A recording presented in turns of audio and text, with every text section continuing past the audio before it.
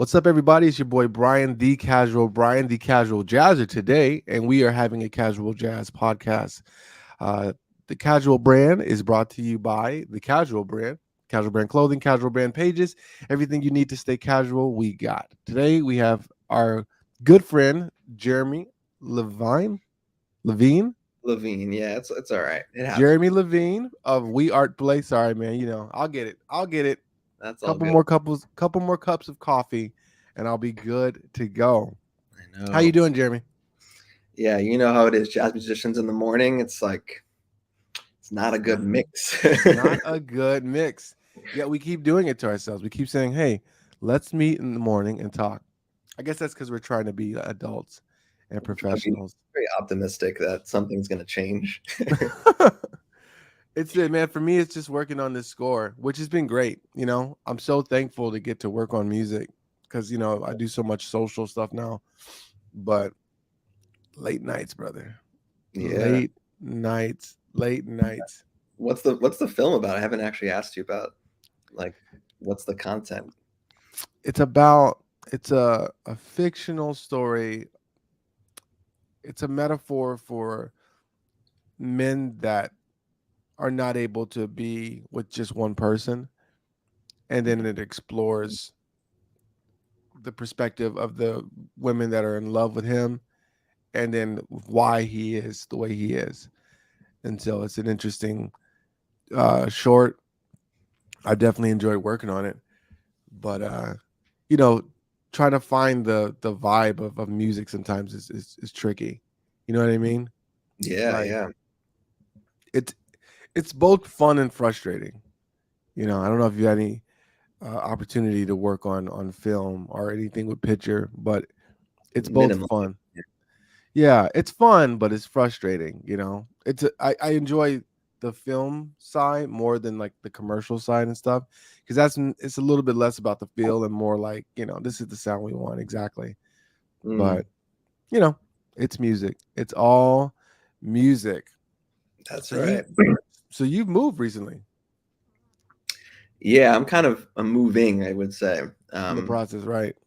Yeah, so at the moment, I've moved from DC to Alabama to visit my wife's family, who's lived here now for 26 years or so. Oh wow.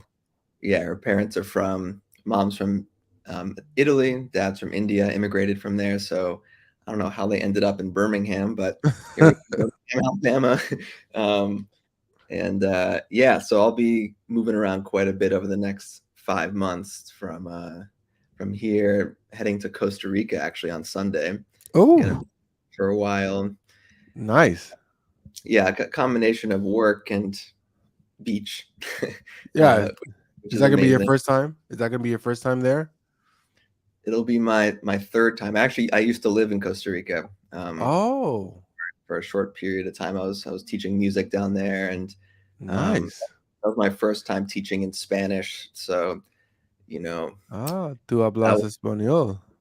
sí, más o menos, sí. Ah, Yeah, it was a crash course in Spanish when you got kids asking you questions and you got to yeah, answer in Spanish, and then they're like using slang to try to get around, trying to get around you, and yeah, so yeah. yeah. That's awesome though. That's the best way to do it, I think, to just Mhm, completely immerse yourself in it. mhm. I think the same with music as well. If you can go and be around that music in its most authentic form, it's great for you. You know. Mhm. Exactly, like any language, exactly. Mhm. I wonder where would you say the most authentic form of jazz is happening? Like if someone was going to, I mean, I don't even know if you can say that, but if you had to say it, where would you So say like you're gonna get authentic jazz?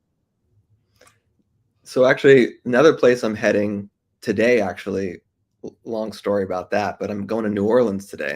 New And of Orleans. course, that's considered by many to be the birthplace of jazz. Of course, I think it's a very specific style of jazz now, Yeah, uh, that's what I and think.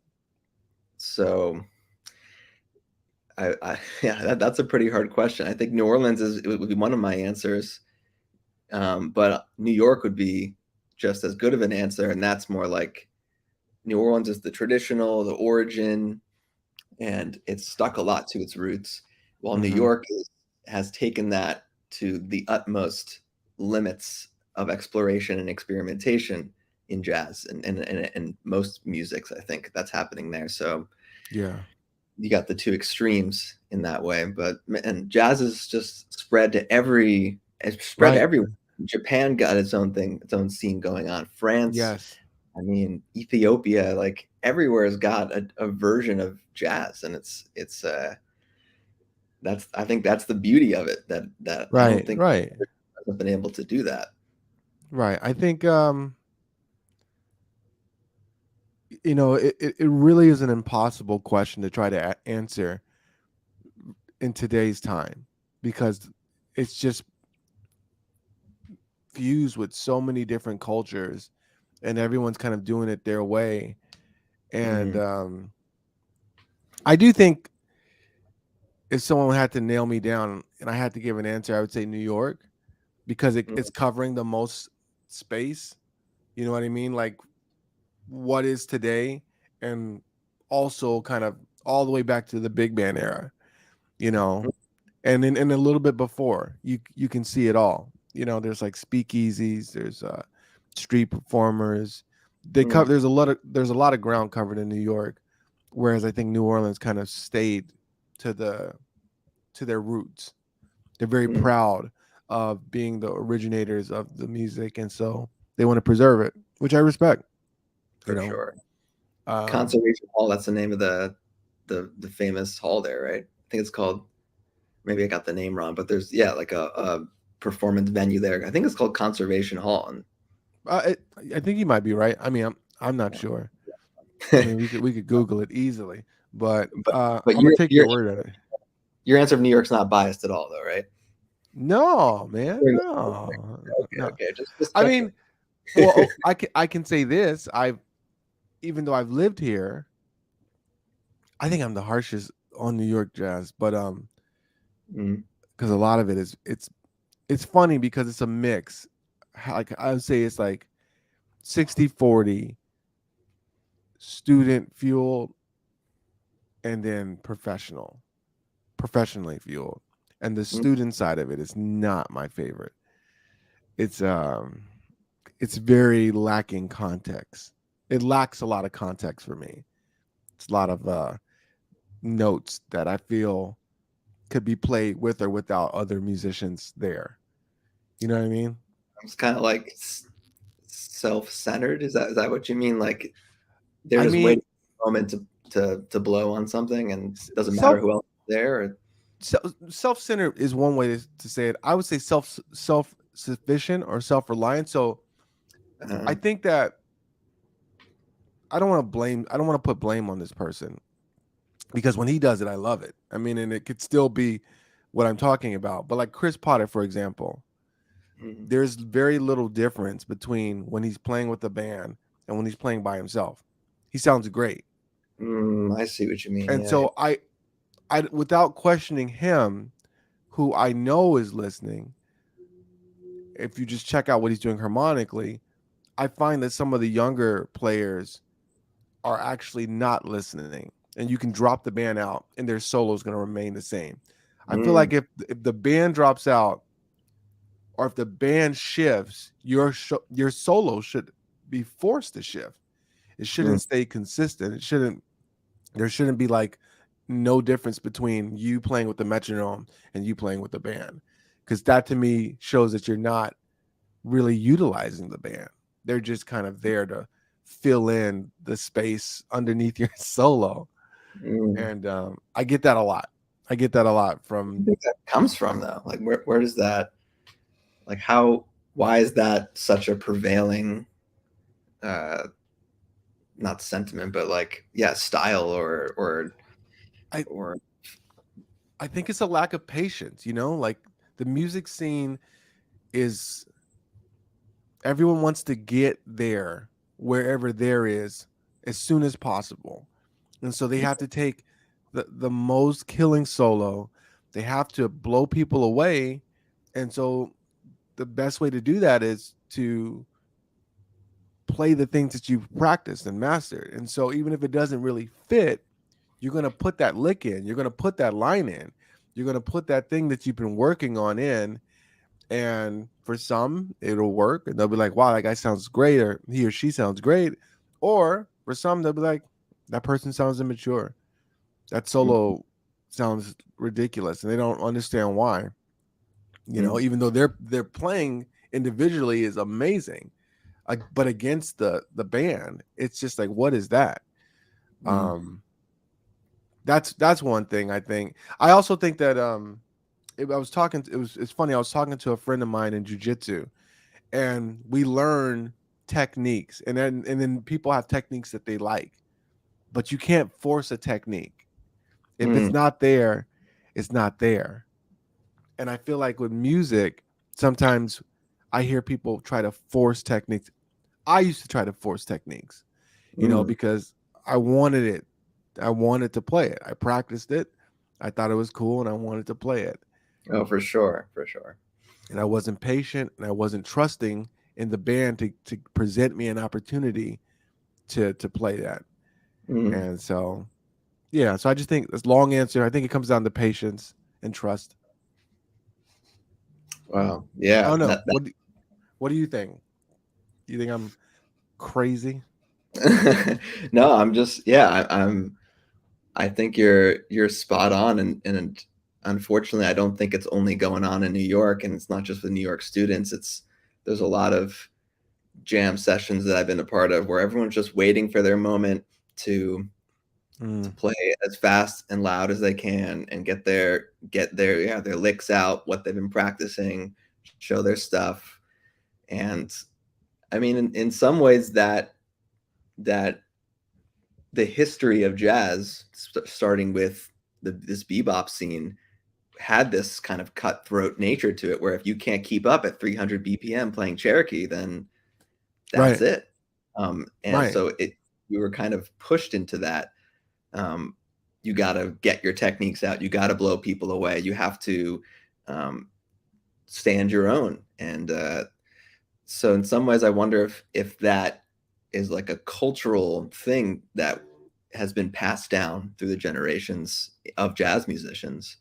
Um, but I'm also wondering how can we break that cycle, and how can we get people to listen to each other for the priority to be the collective, not the individual.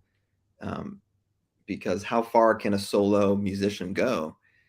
right. I guess some people can do it, but in my opinion, the group music is always the way. Is always my favorite. I should put it that way. It's always Yeah, much more interesting when you have a conversation, as opposed to, as you've experienced with the podcast, just talking without a partner to talk to. It's a right. completely different experience. It, right, exactly, exactly. That's a great uh, a great point.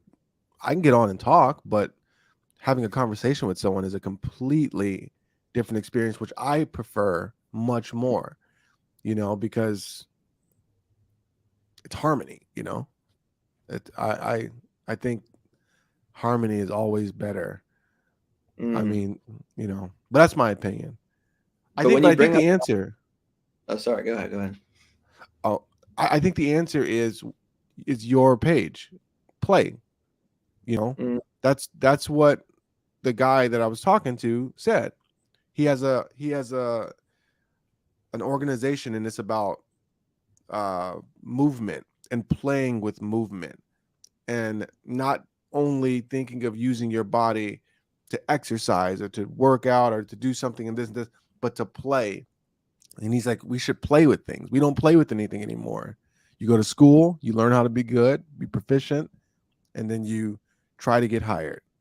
But we're not Mm. playing, even though it's called playing, you know, Yeah, right, right.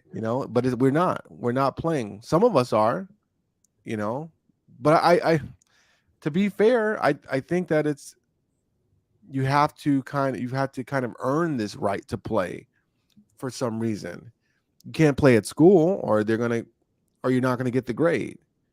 And Mm. then everyone wants to get the gig. So I can't fault them too much, but I do think it's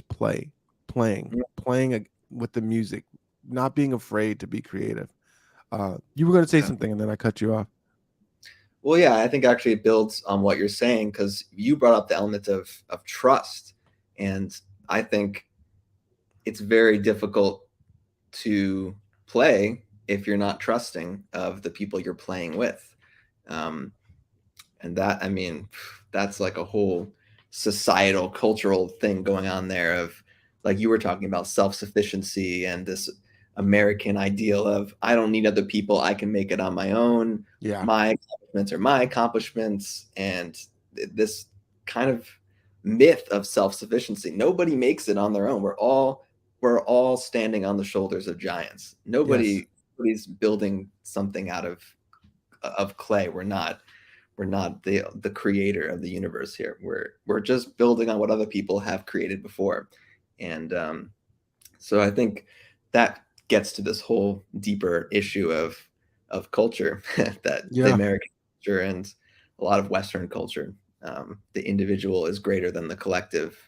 The Yeah. individual is the collective. Um, so I don't know if we want to get into that whole But yeah, that why whole. not? It's because we're definitely seeing the effects of it in music. It clearly fuels how people make music, you know? And I mean, obviously social now is shifting things too. But I think it's the same idea that I am more important than the whole.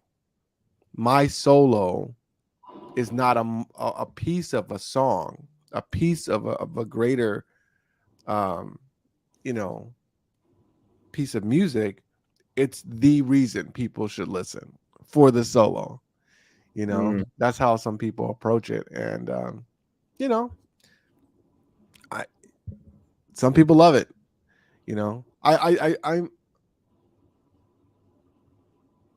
I don't know how to say it. Recently, I've enjoyed making the music more than soloing.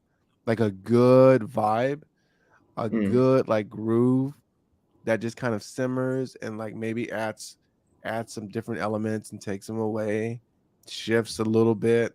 I'm here for that. You mm. know, a good solo. It's like okay, cool. I'm It's here for a good solo, but mm. I don't There's know. been good soloists. We've been listening to them, but yeah, I think especially with the pandemic now too, with the rise of like lo-fi and these Oh kind of yeah, vibe genres like that aren't centered on someone belting or somebody like saying the most controversial stuff as they're rapping. Like it's not centered on an individual as much as this like atmospheric vibing. And right. so maybe, I mean, music is moving more in that direction. I'm not exactly sure where that's coming from, but it's somewhat less individualistic and more, uh, maybe not collectivist yet, but it's less individualistic. I can put it that way. I think it's a response to like culture right now, society. Everything's kind of tense and on the edge and frantic and everyone's trying to like be the next Facebook or Steve Jobs or whatever. Right, right. And like the lo-fi is just kind of like a reminder of like chill. Like Mm, I, I I'm a big fan of vibes. I think shows can create vibes, movies, film, music, art. I love going to MoMA and just chilling and not trying to, you know what I mean? The way I think about it is when I first used to go to MoMA, I would try to go see everything is like everything they had. And I'd have mm, like a couple of hours and I'd be running around the whole time. And then I finally realized, no, that's wrong. You can if that's the only day you have, but a better way if you have access to it, go and find something, maybe even do a little research and then just sit and try to take in as much of it as you can. mm. Fully get the vibe, you know? And I would do that and I had so much more fulfilling experience going to there and just enjoying someone's work. Mm, and then adding my own music, not my personal music, but like just a playlist and just vibing. You know, mm, that's another thing that we don't do. We don't vibe. You hear mm. people play music, it's supposed to be grooving. Have you ever played wedding in a wedding band with mostly jazz musicians?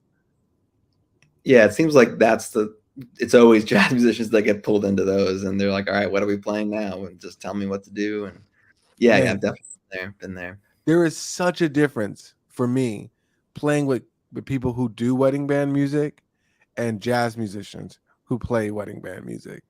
It's Mm, just like the level of pocket and feel. I mean, the difference between the two. It's like wow, mm. wow. And then the hubris that jazz musicians come into it. They're like, well, I can play giant steps, so I can play Stevie. You know what I mean? It's like no, no. Yeah. There's a difference. You know, you gotta study it. You gotta enjoy it.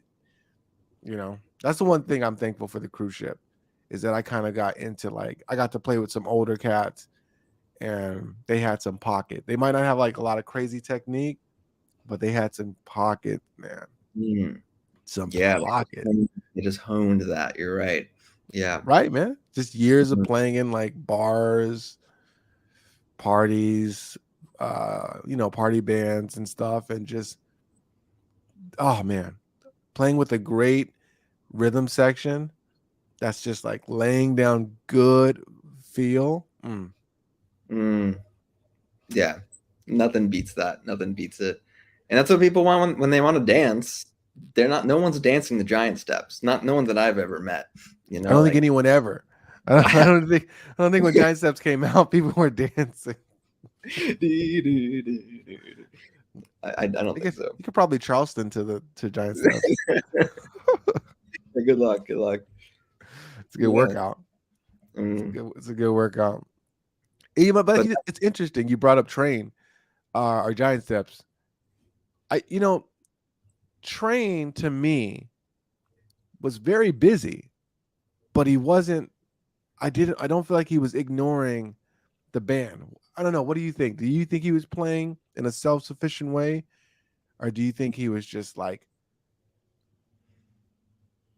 the way he I was mean, feeling the music was just very busy? I think he had elements of both. I'm thinking of like his kind of duos with Elvin. That Mm, that was like pure listening. That they were just vibing off of each other so hard, and that is one of the ultimate expressions of listening, creating a pocket together, creating a synergistic music. That's hmm. not either one of them. It's about what they can create as one together. Um, though sometimes when he's playing with the whole band and his solos are going on 7, 8, 9, 10 minutes, I do wonder at a certain point if the band just stopped, would he keep going? I think he would. I think he would, man. He was, yeah, because when the band did stop in intermissions, right, he'd go backstage and keep playing. He was practicing all the time, and Yeah. that was this mentality of. It seemed like sometimes he was playing for survival. Like he's like, if I stop, I don't know what's gonna happen. I mean, he was facing Yeah. some Yeah. inner demons there too. So Yeah. I think that was part of it. But yeah, I think he had both elements. I think so. Yeah, I agree with that. Hmm. Train's an interesting guy, man. Hmm. And there's so much. I feel like it's so funny because I feel like I look at jazz history, which is just like the story of these random guys that we've chosen to highlight. The canon. Right. Yeah. Yeah, and it's just like I don't know how to say. It's like Coltrane is inspiring to me because we look at him like this great legend, but nobody really liked him for a long time.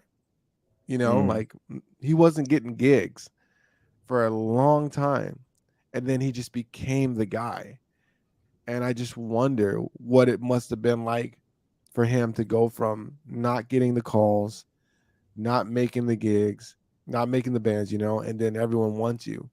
And maybe that fire to not go back to not getting the calls was what Mm, fueled him. mm, We think about him as like this artistic genius who was pure and seeking music. He might have just been not wanting to lose the gig. He might have mm. just been like afraid. That's something I've been thinking about a lot recently, is how we make a lot of decisions based out of fear. you know Oh yeah. Oh yeah. yeah, but it's hard. It's hard not to. Life is so fleeting. One minute you're doing well and everyone loves what you're doing, and then the next minute you can't sell a restaurant gig. Mm, you know yeah. Yeah. so And that's the thing with these artistic geniuses. There's so much in not just music history, but art history and every kind of history of these geniuses who are beyond their times mm, and where nobody could even come close to their level of skill. And that's a hard life. yeah, That's a hard. I it was thinking is. of Charlie Parker too as another example of someone who was way beyond his times. And I don't think he was. The wedding bands were hiring him. Like I don't think that was it was working out for him. I think he That's I don't committed, think, but yeah, it wasn't easy. I'm sure. that's tough, right? It's tough being that guy.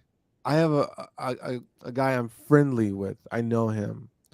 His name's Ambrose Akamusuri, and he's Mm. a brilliant trumpet player. But I'm sure he wouldn't get called for any wedding gig, or people wouldn't really understand what he's doing. But I mean, just one of the most brilliant trumpet players I've ever heard. And I just think, wow, it must. Well, he's told me it was hard for him, at Mm. first, because his way of playing is abstract, but it's undeniably gorgeous Mm. and intelligent and creative, just blindingly creative. But I know it's hard for people that have such a unique voice. Mm. Society is so funny to me, because they don't get it, and then someone finally gets like, oh, I get it, and everybody just follows along and then tries to repeat it and repeat Mm. it, repeat it, repeat it, and then all the other people are trying to do something new, and they're like, no, no, no, we want this, and then another person's like, oh, no, no, we get it, and Yeah, it's yeah. like, it's That's what my dad always says. He'll point to something and be like, "Oh yeah, that guy, he's famous," and that's just like his justification of that's good stuff. Someone else said that he's great. Everybody jumped on the train. He's famous. Must be good. right. And I love my dad. I shouldn't say bad things about him, but No, no, it's all, I'm teasing. most people think like that, you know. Mm, It's there. What's the guy's name? Seth Gooden. He wrote Tribes and Purple Cow and Lynchpin. But mm, I think it's in Tribes. He talks about most people. So most people try to reach a lot of people with their art, with their product, with their service. mm, But the way to reach the most people is to have a mediocre product or service or music, just like a bland music. If you want to think about like food, as soon as you start adding spices, you start cutting down your audience, because mm. the more flavorful it is to you, the higher the chance that it's going to be not a flavor that someone else will enjoy. So if you want to Mm. have the most people enjoy it, it needs to be very bland. You know what I'm That's saying? the thing. Yeah, yeah, you're right. And so he's like, if your goal is a lot of people, make it bland.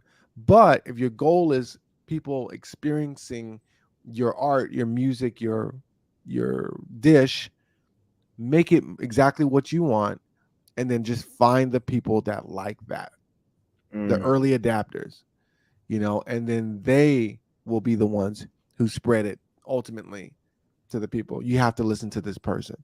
You have to Mm, hear this song. You have to watch this movie. Have you seen this series on Hulu? It's amazing. You know, series for mm. HBO, series for Hulu. They're not ABC shows. They're, you know what I mean? ABC, bland, bland. You know, Yep. and because that's how they have to make it. That's gonna, reach the most people. Mhm. But when something pops on like Hulu or HBO, everyone's like, "Hey, have you seen this? Did you check out this episode?"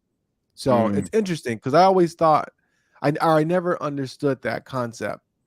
I thought you wanted to make it as good as possible, and then that would ultimately reach the most people. But it's not true. You have to make it bland, watered down, not remarkable, and then more people will like it. oh man, what a conundrum for musicians then, who most of the time get into this because they want to express themselves. They like the spiciness, Yes, and then, oh wait, to be popular, I gotta just do the most formulaic thing possible. Oof, yeah. right. Where do where do you balance that? Yeah, how do you I balance? I think it's all about your what you want. You have to examine your wants in life, if you're single and able to like be pretty, you know, remote, or that's not the word, transit, I guess, then you don't need that much money, really, realistically.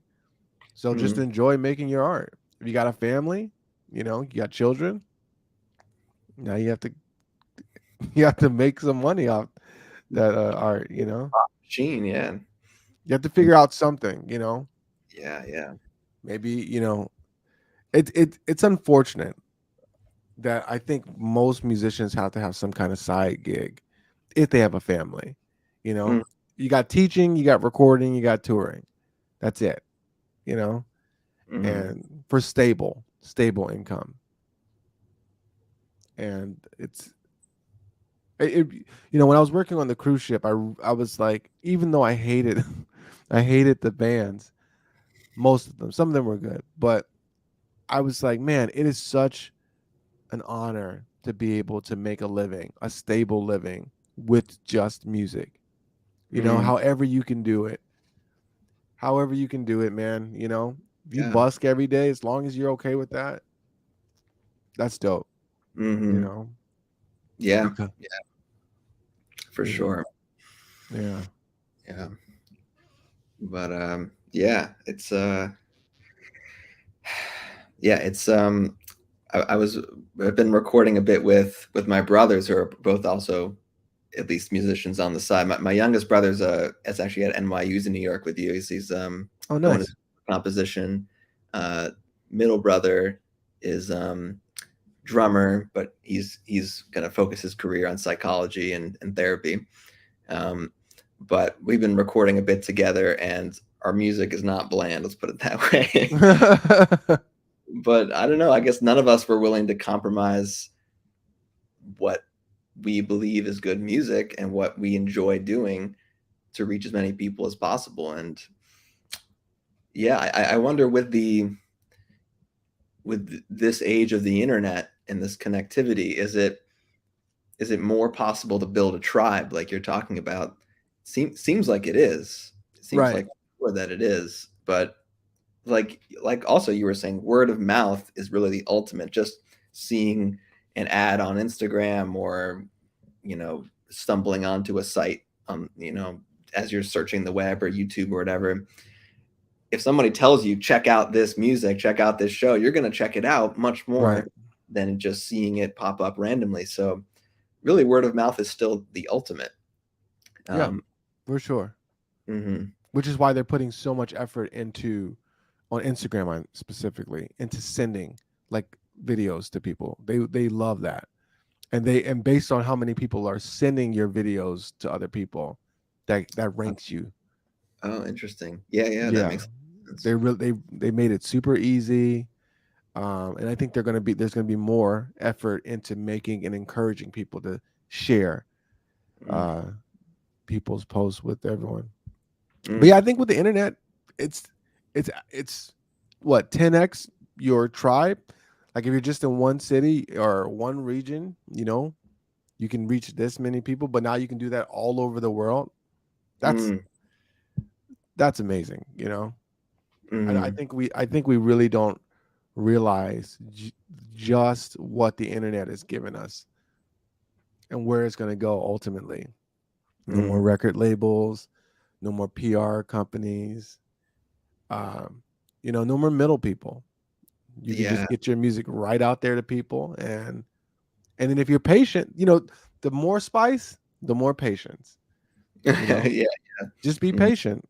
I think you just want to be sushi because sushi is not for everyone, but there is a massive tribe around sushi. mm. So it doesn't That's compromise, I love that. you know. You gotta get sharpen your knife and start chopping sushi. Yeah. Yeah, man. It's but if people will pay thousands for good sushi. Hmm. I do. I love sushi. Right. You know, Yeah. I, I'm a little bit more on the middle on this with respect to sushi. Okay, that's fair I'm enough. That's I'm the fair enough. bland guy. But You count the girls. right. Hey, everything is not for everybody, That's for but it's sure. for a ton of people. Sushi is for a ton of people.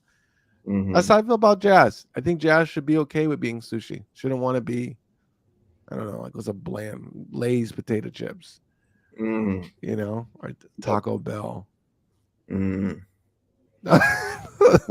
Oh man, I just found out that they use a meat hose to get the meat into the tacos. They have a hose and they just spray the meat right in. I mean, That's tough. That's tough. that was a sad moment.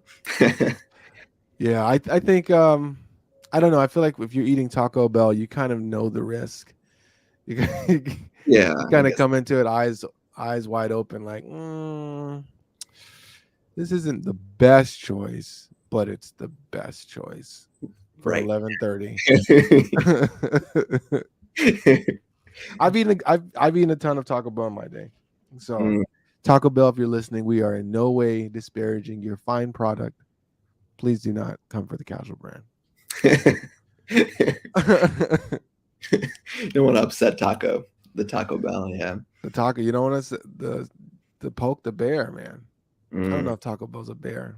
Now they might use bear meat, but no, no. Nobody knows. Nobody knows actually. Actually, no, they have to tell people now, right? There was a big deal. Like Taco Bell had to say what meat, what the percentages of m- makeup or the makeup of their meat, right? Oh, that's good. Yeah, I That's feel like there was a like a lawsuit or something. Someone said, "Hey, you guys got to say what's in this." They're like, "Okay." like all food already is doing that, and they're like, oh, okay, I guess we should also because this is technically food.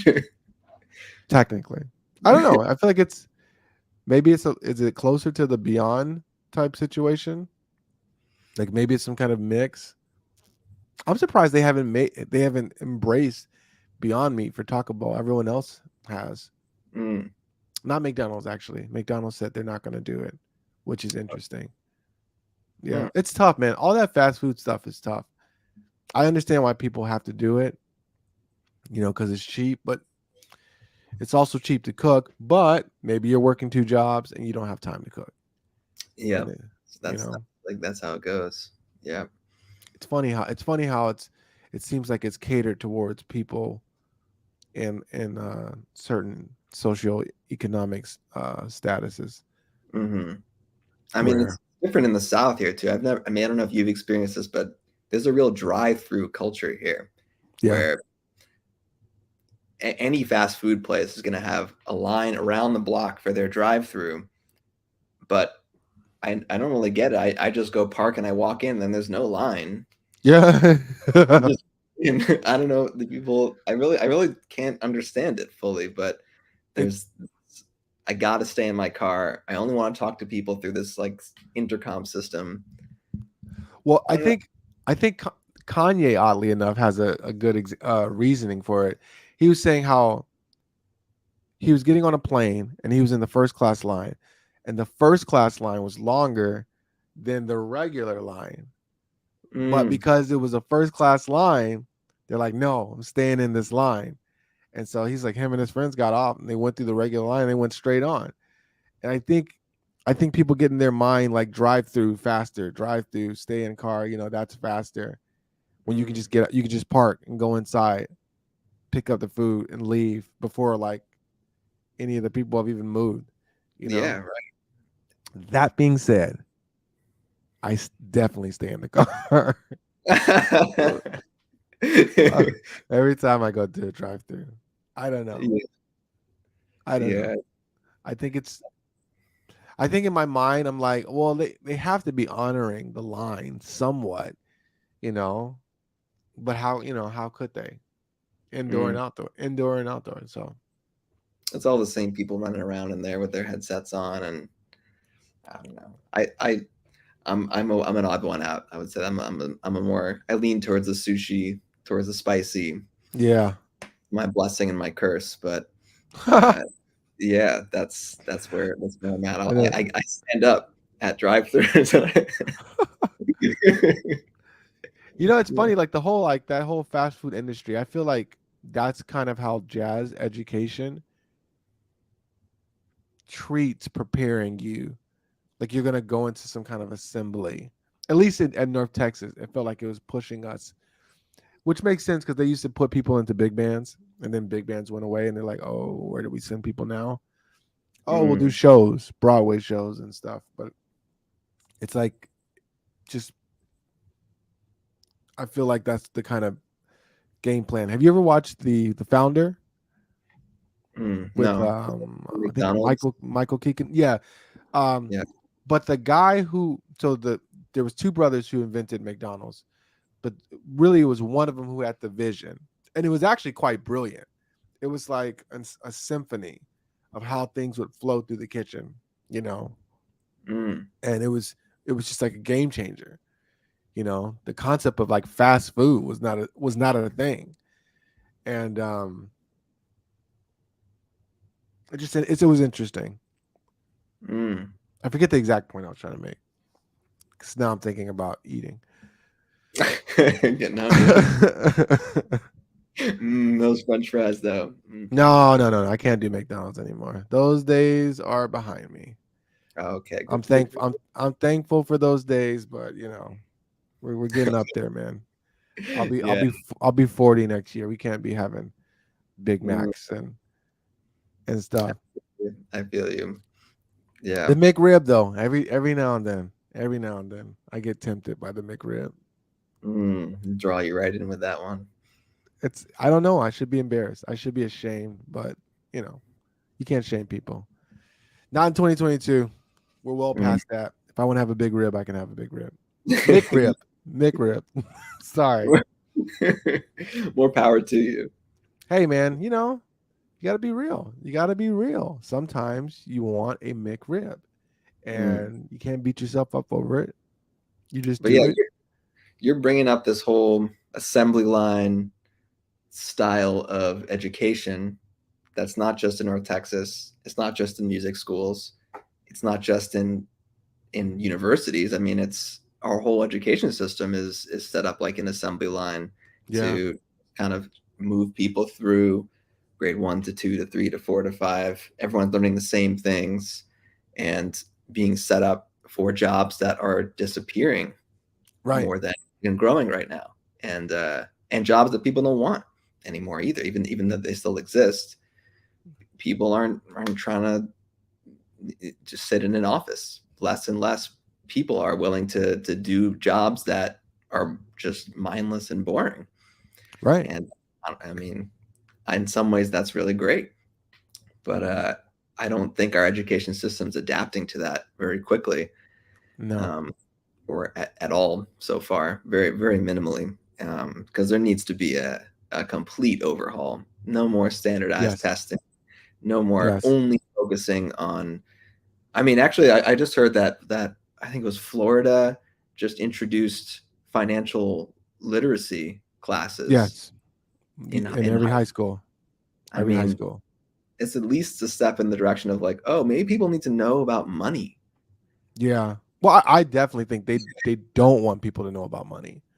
Yeah, well, I mean, I don't think. Yeah, I mean, but I'm glad that that is has changed. But you're right that Yes. it was resisted for a long time because the more people know about money, the less the people on Right. top can control the situation. Right. But, Right. There goes your leverage. mm, But yeah, I 100% agree. I think the education system just completely needs to be revamped from top to bottom. mm. Higher education all the way down to kindergarten. And this kind of new online education too. It's relatively new. It's booming now. But a lot of people I talk to, I introduce, hey, I do piano lessons online, which I guess to me has become more commonplace. But I Yeah. have to remember that before this pandemic, I never taught an online piano lesson. I didn't know how to like set Wow. up the cameras and have my sound settings so that people can actually hear me and show my screen so that people can see the keys. I mean, so a lot of people I talk to are like an online lesson, like Yeah. how Yeah. can we learn live online? And so that's going to take time to become something that an option that people can imagine for themselves, that they don't have to go to a university or only be educated when they're a youth, and then after their youth they just work. That Right. education can be lifelong and accessible anywhere and Mm. affordable too. I mean, I think some people use online education and they charge an arm and a leg for it, which I'm really not a fan of. I think accessibility is extremely important, Yeah. um, in the online education world, especially. But yeah, it strikes me every time, uh, online video courses, live classes, group classes. There can be a whole classroom of people, and uh, it's very empowering. But it's also a matter of not just convincing people that it's a good idea to join, but even just introducing the concept of it and that it's possible. First of all, possible, and second, worthwhile.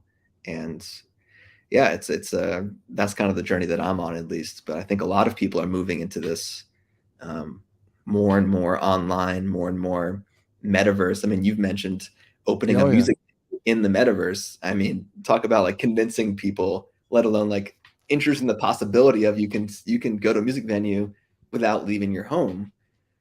It's amazing. Right. It's amazing. But I mean, just like the education system needs this massive shift, our whole world needs a massive shift right now Yeah. to. Well, we are shifting, right? We're being forced to. You know. Yeah, and Um. yeah, being pulled, what is it called, kicking and screaming into it with some Yes. people. But mhm, It's. I think what you're talking about specifically with the educational side is the next Uber fight. Like the Ubers came out and then the taxis tried so hard to stop it, but it was already too late. They waited too long. mm, And right, right. cre- adding credentials to online education is going to be the next fight. I think the university is going to get out and try to say, no, it's okay if you learn online, but it's not the same as if you go to an actual college. And Mhm, once you start seeing employers start to accept, oh, okay, well, I've taken this course on YouTube or on what is it, Udemy, right, right. um, on all these other platforms, Linda, there's so many. Yeah, with then amazing, amazing it's stuff. gonna change. That's when the shift's gonna happen. That's when the floor is gonna break out for traditional education, and people are gonna say, look, can do they have mastery of this information or don't they? You know, That's really it. That's really it. Instead of this standardized credential, can you actually do this job or not? Isn't that the ultimate? right, You know, isn't right. that the most important thing? I think so. Yeah. I agree too. I think that's where we're going. A lot of the people I know, they just went on YouTube. I taught myself how to be a social media manager by looking at everything I can get my hands on YouTube. Mm, I didn't go to classes or courses. I know a guy. He's a major I don't know what you call him. He does the website and all that for a major TV network, and he Mm, learned from a YouTube course. You know, so there you go. I mean, it's clearly possible. It's clearly possible, and in some cases, better than what you're going to get going to these more traditional institutions, especially for these more these newer, more cutting edge fields. right, Um, I don't know. I mean, the web's been around for a little bit now, website development, but I mean, there's so many new fields emerging so fast that universities don't even have courses for. right, There's You have to learn it. And social media, I think, is actually a pretty good example of that. I don't know if going to a university, you would probably not get as good of an education as what you did right, learning directly from other people who are doing it via YouTube. right, right. I definitely agree with that. I think I would get more of, if you apply for a job as a social media manager and you read what they're looking for, it's hilarious. It'd be like proficient in MySpace. like, like what? I don't know if this is the right fit for me. Yeah, But I remember those days. yeah, man. But I was good at MySpace when MySpace was important, and Mm, then it went away. And then you shift. No allegiance, no line. I have no allegiance or loyalty to any platform. mm. Just my audience. Just Yeah, the audience. That's what's important. it's all about the people. It's all All about the about the people. Right.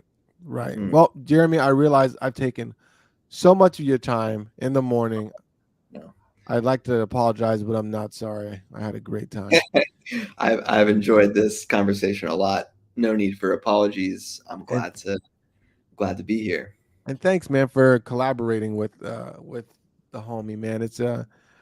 I'm looking forward to continuing these conversations, and we got some stuff planned. Just got to get some things cleared off the table, and then we're gonna get it. We're gonna get it. We're gonna make it happen. Mm.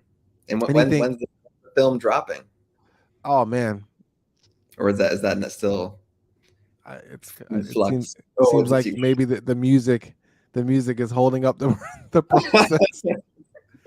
Oh Oh, no, I okay. think I think we got by the end of this month so that we can make the festival um circuit. The deadlines for applying. Mm, So, but definitely I'll let you know when it's out. I'll send cool. you a copy. It's cool. It's a good short. It's the longest one I've worked on thus far. I think I've done like 5, 7 minutes in those around that range. This one's like 15 minutes. Mm. So It's a big. it's almost an episode. So we're getting there. But yeah, is there anything that you working on, you're releasing, anything that you want the people to know about? Yeah, yeah. So starting next month, so just in a couple days, I'm launching a new version of ArtPlay Academy, which is kind of like a coaching program focused on one-on-one lessons with me, plus group classes, plus video courses. So relating to what we were talking about of all of the best parts of online education, being able to be one-on-one with a professional from the comfort of your home in an accessible way, an affordable way, being in group classes with people around the world.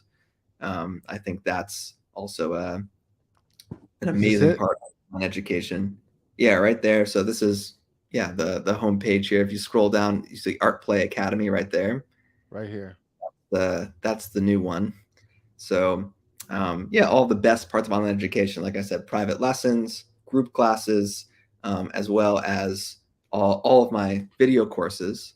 So all the different elements put together in what I believe now is the most effective way to learn online, be a part of a community, not just learning by yourself, but learning as part of a community and having a totally customized program to you. Again, moving away from the standardized education to everybody needs something different. Everybody's got different goals, everybody's got different interests, and there's no standard program that's going to match everybody. And Right. that's never going to change. So this program is really meant to be flexible, accessible, customized, personalized, and all of the best elements of online education in one program. that I think is the most affordable option that I've seen in this realm. I mean, I've seen video courses that charge just videos, one video course that charge 3 times as much as this. So I'm Gotcha. trying to keep that accessibility um, as the primary objective, but Awesome. that's the big new thing. And let me grab that really quick for everybody that's checking. Let me ah I need to hire a Jamie. I need to hire a producer to do this for me. I'm the producer on this one. I know. I feel you. I'm also the one doing every job Oh, to I can't add the oh no, that sucks. uh, Well, it's www.weartplay.com. That's WeArtPlay.com. I was hoping to be able to drop it, but I'll have it in the description. So that's cool. That's have cool. no fears. I'm also sad. This is such a better shot. I was using this one the whole time. Oh, Well, you know, well, that's you how live it and you is. learn, right? Live You and you learn. live and you learn, and you go to McDonald's and eat the McRib. I knew you were gonna say something silly right there. You're fine. You know you're getting the groove. You're getting my rhythm. I'm pretty predictable. But Jeremy, have a great day, and hopefully we'll do this again soon. Absolutely. For the you casual jazzers, we're gonna keep these conversations going. If you have any questions, any thoughts, any topics, let us know, and we'll definitely get into it. And until the next time, and you can find this whole, I think the whole one because it's almost an hour. This whole video on the Casual Jazzer and possibly on WeArtPlay on Instagram. So be looking out for that. And Hmm. until the next time, have a great day and remember to stay casual.